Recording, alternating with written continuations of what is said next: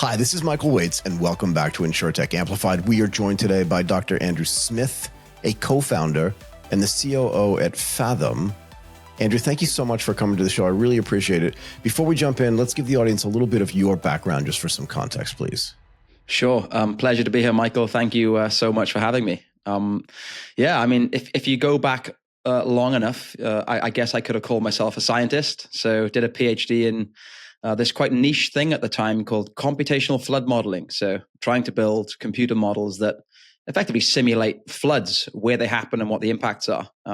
Had a pretty brief career actually as an academic, because whilst I was undertaking my PhD, I was fortunate enough to sit next to another guy doing his PhD, and his PhD was sponsored by insurance companies. And we kind of realized that the things that we were building were actually quite useful for insurance companies. So actually formed the company whilst I was still undertaking my PhD, and kind of did both things for a while, and then transitioned really from an academic into, I guess, a co-founder of a company immediately. And since then, I've been building and helping to run a company called Fathom, which I think we can say is the best flood modeling company in the world.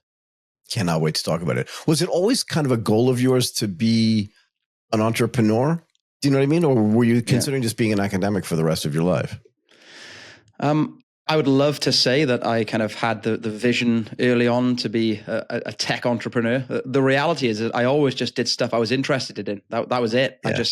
I kind of had a real lack of attention for anything that I found uninteresting. And I just did stuff that I found interesting. And fortuitously, it led me down this path. I just kept doing things that I thought were kind of cool and interesting. And it eventually led here. But it's not really by design, unfortunately. Well, the word interesting is part of my next question, and it's a beautiful segue. Do you think that there's ever been a more interesting or even important time to understand the risk of floods and frankly, all natural disasters than today? Well, the answer, unsurprisingly, is no. But the reasons for that are a bit more nuanced than people listening might realize. So the thing that everybody will jump to is climate change. A warmer climate amplifies lots of hazards, and that is true for that reason. There's this phrase, non-stationarity, which effectively means things are changing. And the climate is changing, and it's making a bunch of natural hazards worse. That's a reason why it's never been more important. But also, actually, and the science tells us perhaps even more importantly, is that exposure is going up. And that simply means there's more stuff in harm's way. And that's actually, we think, going to be a bigger driver of risk in the future, even than climate change, is doing things like building in areas that we shouldn't be building. So if you take that into consideration, then I would argue, yes, having tools at our disposal to be able to identify where is risky and where is not. There's never been a more important time for that reason. So this gets actually even more interesting now. How do you know and measure how does the predictive model of where floods are potentially going to happen dovetail with locations that actually have the ability or are more conducive to having that thing happen? And then how do you control whether things get built there, what gets built there, and frankly, how they get built? And let me give you a little bit more detail. I was not here when this happened, but there was an earthquake in Bangkok a week and a half ago or 2 weeks ago. I can't remember anymore. I wasn't here for it. But there's not supposed to be an earthquake here. We're not on a fault line, so no one's really that concerned about it, which means that the building codes, which are still really good, aren't like they are in Tokyo, where we're sitting on a fault line, and the tests they do for those buildings are insane. So even if there's a massive earthquake, which there was back in 2011, nothing really fell down, right? So how do you control all those things in the flood space, which is not exactly like an earthquake, but similar enough, I guess, in some level? The answer is with great difficulty. If you're building models of these things, what you're aiming for in a model is to have something that's as close to a physical representation of the thing that could happen that you can get. And the reason for that is that you mentioned things happening in the past. Well, unfortunately, with extreme events, the past is a really bad predictor of what will happen in the future, because extreme events by their very nature are rare events. We actually haven't observed that many of them. So if you're only using history as something to go by, then you're not going to get a very good understanding of risk.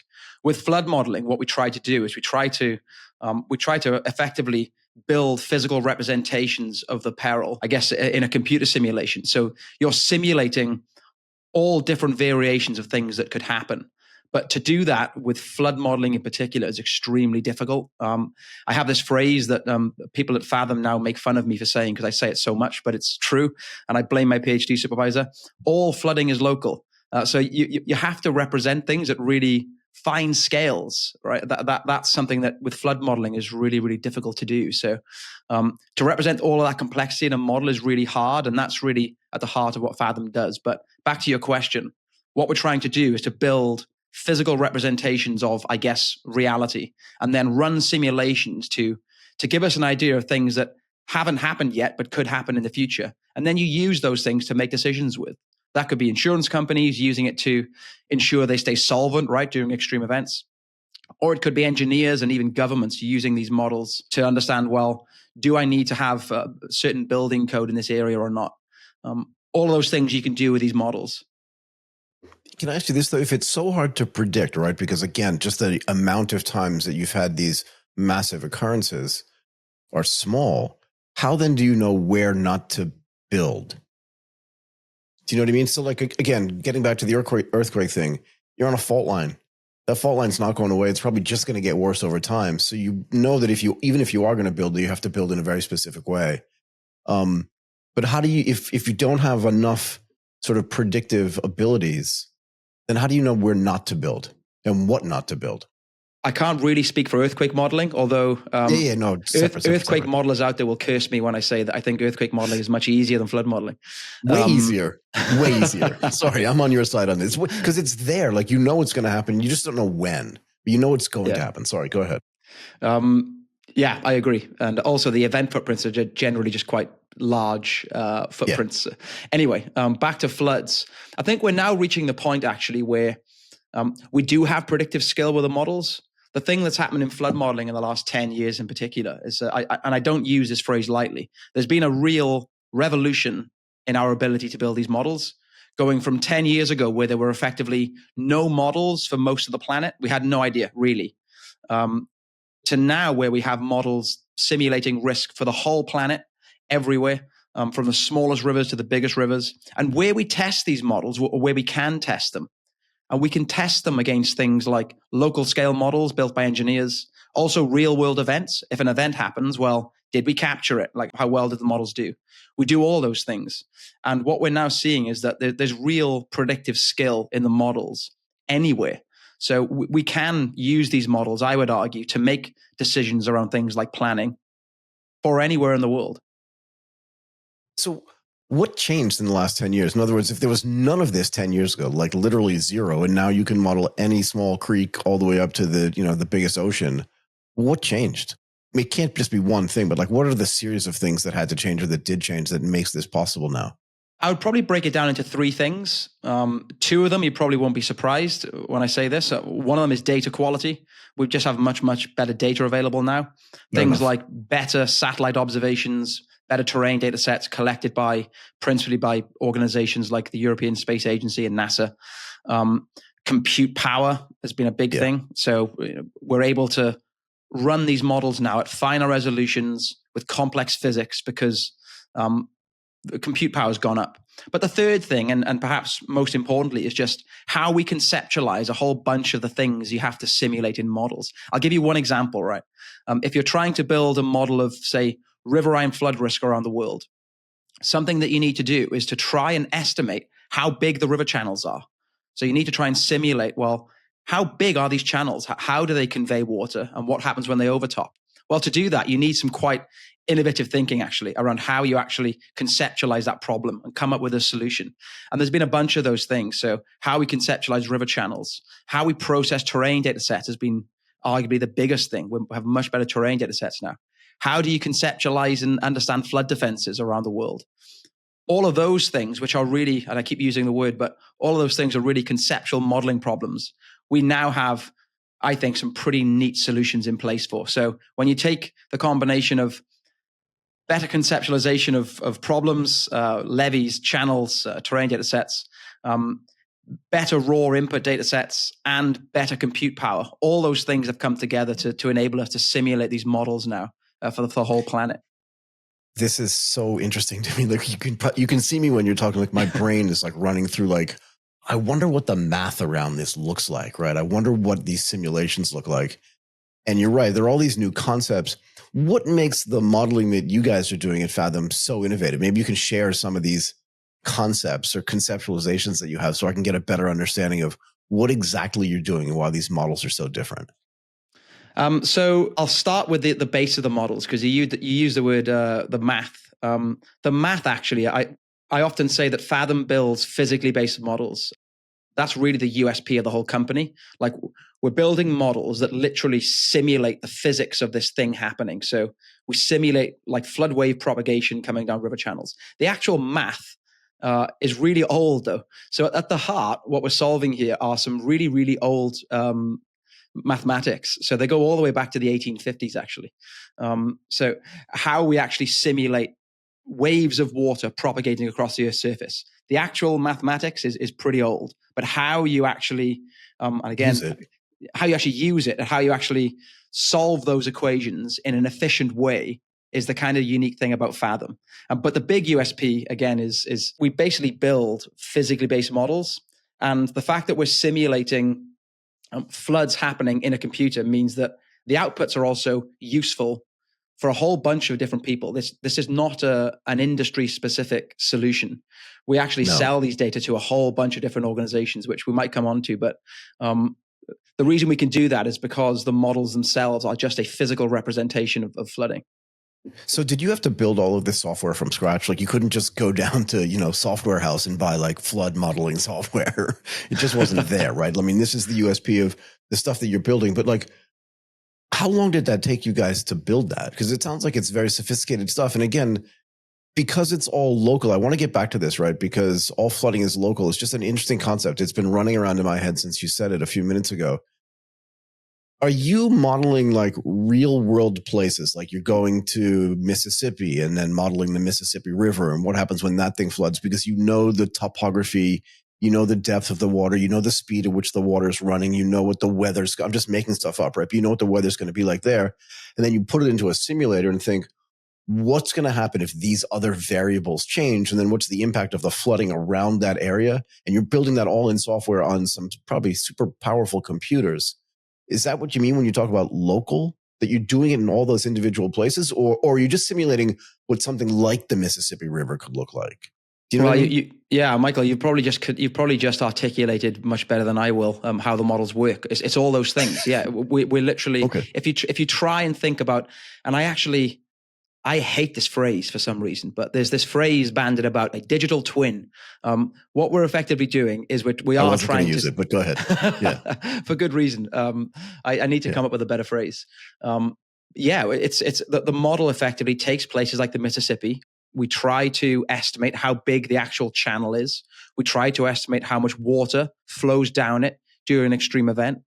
We try to get the best representation of what the land looks like around the Mississippi. And then we simulate wave propagation down the channel and simulate what happens when that wave disperses across the land surface and simulate what risk looks like. So that's really how the models work.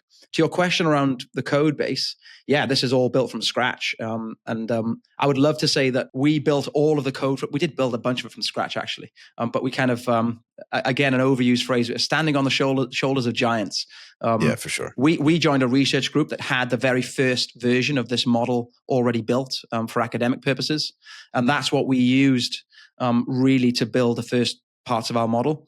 The unique thing about Fathom, though, the actual spreading, if you think about spreading water across a grid, right? That's how the models work at their heart. They're simulating how water moves across a surface. That part was kind of done, right? And we used that model and built our own version of it, but effectively how you do it was something that was already done. The really unique thing that Fathom does is processing all the input data sets for that model. So how do you represent river channels? How do you process terrain data sets? How do you define extreme rainfall, extreme river flows? All of that input data processing is something that we did build literally from scratch. And the important thing here is, how do you build a model that's kind of automated, because if you want to build a model of the whole planet, you can't do that manually, right? You can't go into every single river and kind of and tweak things. So it has to be done in an automated way. That's what we did early on. And so the early code base was literally two of us really building that code base from scratch. And it's kind of, if you want the hard numbers, kind of hundreds of thousands of lines of code. But that's what we used to build our first model. And that's the first thing that, thankfully, some insurance companies bought from us. But that's where it all started, really. I want to get to that towards the end of this conversation as well. But this other thought that I'm having right now, and I don't know if I'm going to be able to articulate it properly, right? But the Earth is this living mechanism, right? It's not static. It's highly dynamic. And the stuff that's happening, like I said, like in Indonesia, at some level could impact what's happening in California. But because you have access to all this, you talked about getting data from satellites, getting data from NASA, like all this kind of stuff, all that's happening in real time as well. So do the models actually work in real time? And can they help predict things that may happen? And the first thing I actually wrote down a little note to myself for surfing, right? And I know surfing is not related to flooding, but it's related to water movement, right? And since I'm a big fan of watching surfing and big wave surfing, it just made me think like, okay, these guys always say, okay, there's going to be this massive swell on the north side of Hawaii. How do they know? Right. And then I thought about all this modeling stuff that you're building. But do you do this in real time? I guess that was the real genesis of this question is the Earth is moving. It's always moving. It's always giving you data. Can you just be like, something's going to happen in Minnesota kind of thing? Well, Michael, you're going to take this conversation in a different route in a minute, because I also love surfing. I could talk to you for a long time about big wave surfing. So this may turn into a surfing podcast. The answer in short is no, these models are not run in real time. And the reason for that is that if we're trying to simulate flooding for the whole planet, just one simulation of the whole planet takes about 3 months on our servers. So they're updated kind of every 18 months or so. We run the whole planet again. But when we rerun the planet, all the things that have been observed in the past 18 months can be plugged into that model to kind of help us understand the extremes a bit more. Because as I said at the start, extreme events are very rare events. So the more observations you have, the more certainty with which you can try and define what the extremes look like. But they're not really run in kind of a forecast mode per se. They're not kind of constantly running in the background like a numerical weather predictor would be. That's just not how they work right now. So they're not now.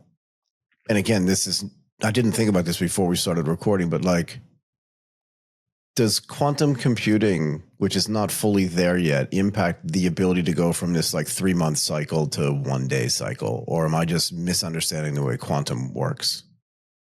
Well, I think it would. I'm not a quantum compute expert. Yeah, neither am I. If you had unlimited compute, then I guess you could run the models in kind of forecast mode. But the important thing to say here is that the actual use case for these models right now isn't really for forecasting. They're used for understanding risk, right? So we're not kind of helping to understand. I was going in another direction. Yeah. Yeah, like when something will happen. Actually, forecasting right now, I would say that for flood modeling, the real difficulties with flood forecasting is not really a compute problem on the flood side. It's getting better predictions of the weather. Yeah. That's kind of a real problem right now when it comes to trying to forecast flood risk. Like forecasting actual flooding is really, really difficult. And we're doing it a bit right now, and we try and do some event response work. But if we had unlimited compute, some people on our team might even disagree with me, but I don't think like unlimited compute right now would solve all of our problems when it comes to flood forecasting. Yeah, it's such a gigantic, there's just so much data out there. Can I ask you this? What was it about what you were building? Because I want to talk about insurance, but then I want to talk in a moment a little bit about where else this can be used, right? Because I don't think it's just an insurance issue, although that's where a lot of the risk is going to get mitigated, priced, and disintermediated. Yeah. What was so interesting about this from the insurer standpoint, and why was this something that they hadn't built already? That's a really great question. So why was it something that's not been built? It was kind of impossible to do 15 years ago. Like trying to build these models at large scales was just not possible owing to the models even from an experimental basis not being built yet, a complete lack of data. We had no real great data sets to build these models, principally things like terrain data sets, didn't exist in a suitable way. So I use this phrase often, all water flows downhill. And if you don't know where downhill is, the models are not going to work very well. Well, for most of the planet, we didn't actually know with enough detail where downhill was. So for insurers, building these physically based models to understand flood risk hasn't been done until very recently. And indeed, I was kind of shocked actually when I began to work with some insurance companies. Like some of the models used to understand flooding, believe it or not really flood models. They were just, all they really were at their heart were statistical models built to replicate past losses. So you're just building models that take in things you've experienced and you kind of extrapolate with them slightly, right? They're not really physically based models. That was a solution that insurers had in place, and indeed some still do today.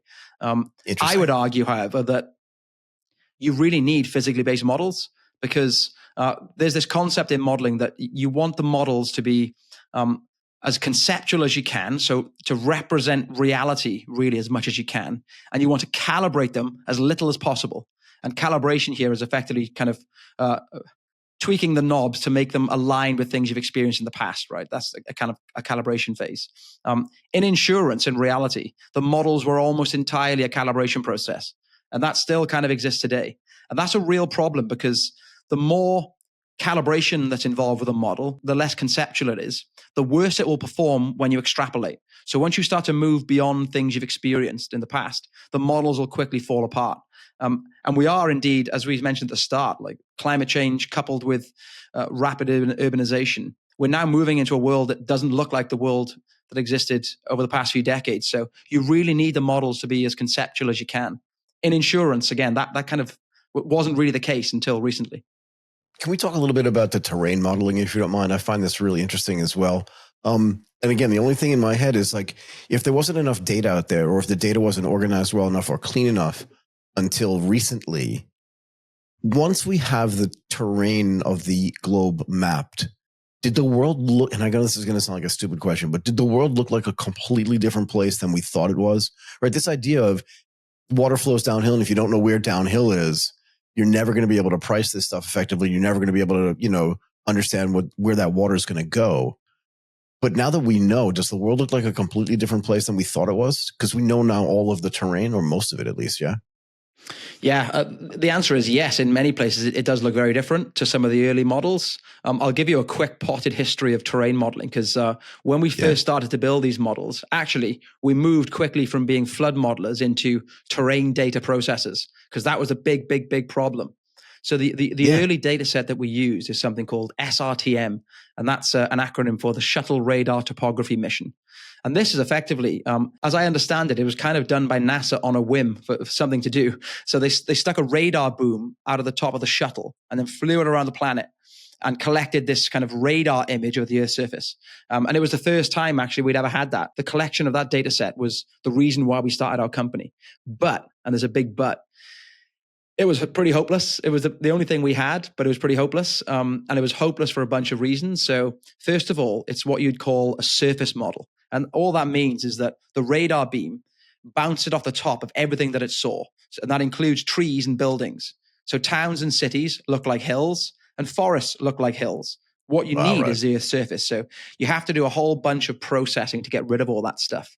With SRTM, the other problem was that the radar, the spaceship actually kind of fluctuated back and forth slightly in space, and the radar boom bounced a bit. So you had all these instrumentation errors as well. I love it. But we learned so much from that. Like we processed that data set for 15 years. And in the end, we really got the maximum signal out of it that we could. It put us in a brilliant position then to process the next thing. And that was collected by the European Space Agency, a mission called Tandem-X. And they released a much, its native resolution. So the raw signal was much more accurate than SRTM. But we applied a whole bunch of the processing from that, from SRTM onto that to produce the next version of our terrain data sets. Now that leads me on to where we are today. And where we are today is really, really exciting, because I hate using this phrase because it's become like a panacea for all problems. But this is one of the real instances where machine learning, AI is revolutionizing what we do. Because when it comes to terrain data processing. What you're really talking about is image processing. You're trying to remove errors from images. That's what you're doing.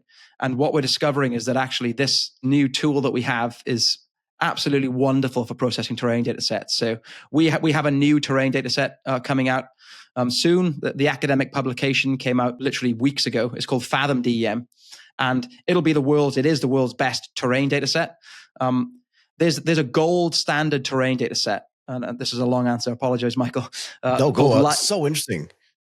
Well, I'm glad you find it interesting because I certainly do. There's a data set called LiDAR, which is laser altimetry data. So if you wanted to get like the best gold standard image that you could, you'd fly a plane with a laser and it would collect a very precise image, an accurate image of the Earth's surface. Fathom DM, we're now getting pretty close to LiDAR actually in many places. So the gap from where we were 10 or 15 years ago to where we are now, I honestly can't really believe how far we've come. And it is in some areas, it is really changing our perception of what risk looks like in some areas, because the terrain data set in a flood model is the thing that governs quality above everything else. So in some areas, it does look very different. I mean, am I just completely misguided here? But doesn't the terrain also determine at some level how the water flows over that area, right? Because if it's built in a specific way, and there's probably terminology for it that I don't know, the way the water is going to move is going to be different than if it's just like a flat surface, if there's nothing there, right? So if you don't understand the terrain itself, your ability to not to predict what's going to happen there, but to understand what would happen there if it flooded is like night and day, no? Yeah, absolutely. So the models at their heart, critically, the models conserve mass. So there's only a certain volume of water that's available in the models. And if you don't have the correct, let's call it image of the terrain, then that mass could be spread in areas where you don't want it to be spread, right? And that could alter absolutely how a flood wave propagates downstream. So the terrain data set for sure can alter things like flood wave propagation and result in a pretty erroneous idea of risk if you don't have it correct.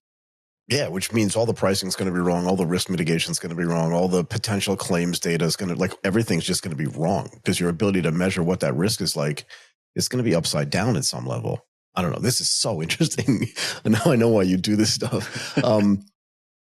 This is a really esoteric style question, but I'm really curious. I want to get on to where this can be used in other places besides insurance in a second. I used to say when I was trading the stocks in Japan, right, that every company that was listed had a stock code. So like 6758 was Sony, 7203 was Toyota. I can't remember a lot of them. 8316 was one of the big banks. I can't remember them all anymore because it's been over a decade.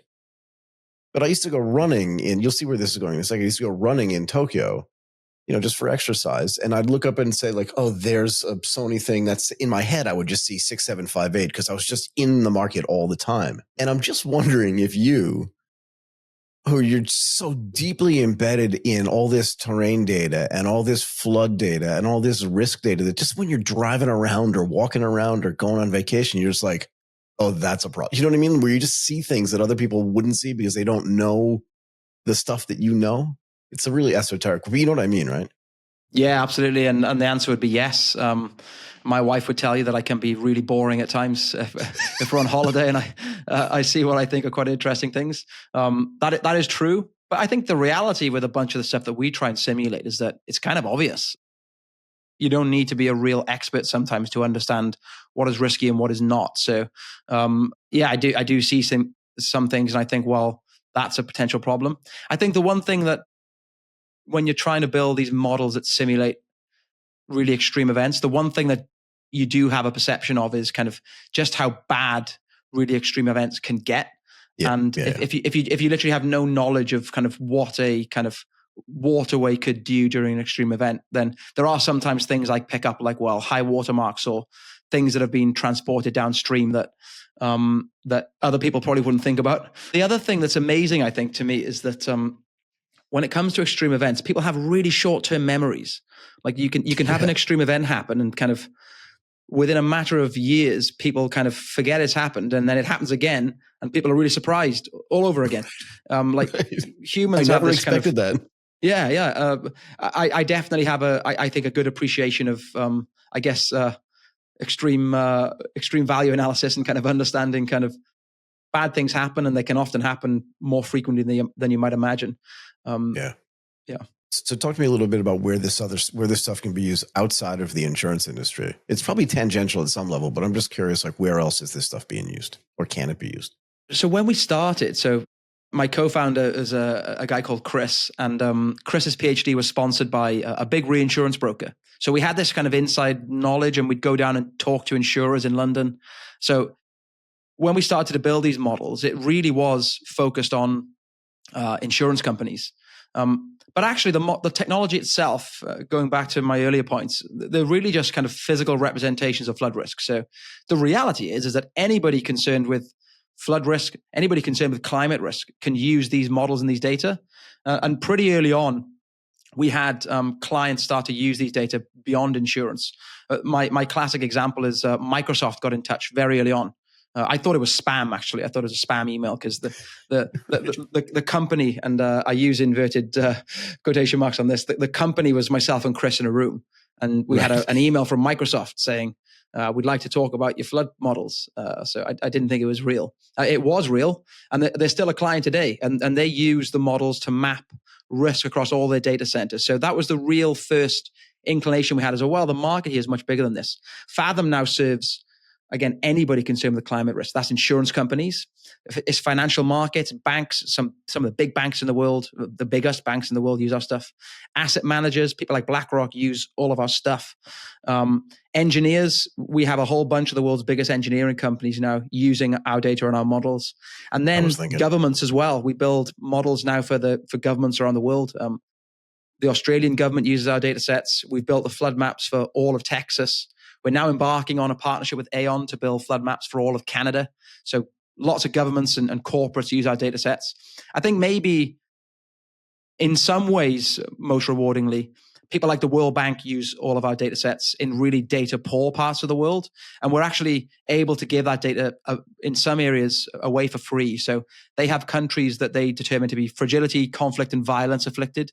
These are some of the really kind of some of the most difficult places to live in the world right now. All of Fathom's data is available for free in those locations. And you mentioned the earthquake.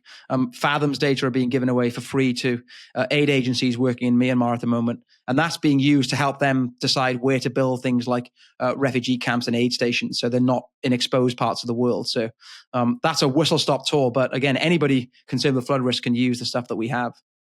It's got to be super cool to know that, like you said, two guys in a room. I mean, I'm sure there's way more than two guys now. Can have that kind of impact in places where it really matters, right? I mean, Thailand, so Bangkok is literally sitting at sea level, and you may remember back in 2011, the flooding here was just insane. I mean, it was everywhere. And when it rains here in Bangkok, I don't know what their flood controls are. Some days they're better than others, but like I've literally walked down the street with the water up to my knees. Michael, this people listening will think you've planted this point, because 2011 in Thailand was the whole reason we started our company. It was that event, actually. So that event happened, and it was that event, and it was our knowledge of insurance companies, and they were saying to us at the time when we went to London, this is an unmodeled event, which effectively meant we didn't see it coming. Like nobody saw it coming. It cost nearly $20 billion in insured losses, not economic losses, in direct insured losses. Still the biggest flood loss ever. And we could see back then that our toy models, we'll call them that, were picking up these exposures. There were some particular industrial estates outside of Bangkok that we could see were horrendously exposed, and yet were insured with no knowledge of flood risk. So that was really the thing that set us off, and was the reason we started the company. But I will say, Michael, you mentioned, I've said to people in a room, I built some of the early versions of the models. Our team is now so much better than I ever was at building these models. The company is now 60 people, and we have I don't want to sound too cheesy, but it's a real privilege, a true privilege to work with them, because they're unbelievably innovative, smart, creative people building these models now. And they're far better models than I was ever able to build myself. So absolutely a much, much bigger team than a few of us in a room now. Do you think, and again, this is a really esoteric question as well, but do you think that great leadership does take a certain amount of humility? This idea of, I'm amazing, but maybe that lady's more amazing than I am at this thing. I think so. Yeah. I mean, I think honesty as well, right? Knowing what you're good at and what you're not. I think myself, Chris, and a few of our early team were just really good at acknowledging and identifying what each of us was good at, and then kind of being able to focus on that. I don't know if you're kind of frankly, a bit of an egomaniac. I don't know how you really, and I know some people do succeed in this world being that way, but I don't know how we would have built what we've built being like that, because the problem is so big, and the things you have to solve are so varied and wide that you have to kind of divide and conquer. You have to allow people to have autonomy and work on things themselves and not micromanage. There's just no way you could do that with what we've built. So humility for sure is a big part of why we've been successful. Yeah, I think so too. I do the same thing in my company. There's some stuff that I'm really good at, but there's a whole bunch of other stuff that I'm really bad at. And my ego is not big enough to say, like, I should be in charge of that thing because I have a business partner who's way better at that stuff than I am, and he should be in charge of it. And he's half my age. So a lot of people look at it and think like, oh, that's really weird. And I'm like, no, he's way better at this stuff than I am. Okay. I want to have a little bit of a conversation with you about building a company from scratch and having it acquired and then still working at it. Do you know what I mean? But this sounds different to me. And I'll tell you why. Because a lot of times you see guys, and again, I haven't spoken to somebody about this, but a lot of time you see people build companies. They exit the company, they make a decent amount of money, and they're like, okay, I'll do the thing for a year or whatever, and then maybe I'll go do something else because I know how to build companies now, right? But it sounds to me, and I don't even know when your company was acquired, right? So I don't know what the plans are. But it sounds like this is something, and you said this earlier when we were talking, and I know this feeling, right? It's just like, this is something you really care about. Like someone didn't assign you to your PhD thesis, right? This is something you cared about, you built it, and then somebody happened to buy it. So I think your situation is slightly different, but maybe you can run me through like some of the feelings around this, when it was acquired, like why, and then how you felt it, like all these little things, if you don't mind, because I'm super curious. Yeah, sure. So the company was acquired at the end of 2023. We were acquired by Swiss Re, one of the biggest reinsurance companies in the world. Our aim in the end was we wanted to find a good home for the company, because we built this amazing team of people who I love working with. And I wanted to find, and we wanted to find a good home for everybody. It kind of got to the point where it didn't make sense for mainly two guys to be owning this company that all these people were a part of. So we wanted to find a good home for the company. We also knew that to really maximize the value of this technology that we've built, you'd get maximum value out of it by working with an organization like Swiss Re. The reason for that is that kind of in an obvious way, they can use the technologies to understand risk and exposure. But also, I mentioned earlier, like calibration. So how you understand losses. So you go from physically based models to models that simulate losses. To do that, you need access to information about losses that have been experienced in the past. So that was also a really, really big part of why we did it. Swiss Re is also a real science-led organization. They have this thing called the Swiss Re Institute. Fathom is like, I say, we're like a mini university. So frankly, when that approach happened, it kind of felt like, okay, this is kind of the right thing to do. The reason I work there now is you kind of hinted at, like, I find this stuff really interesting.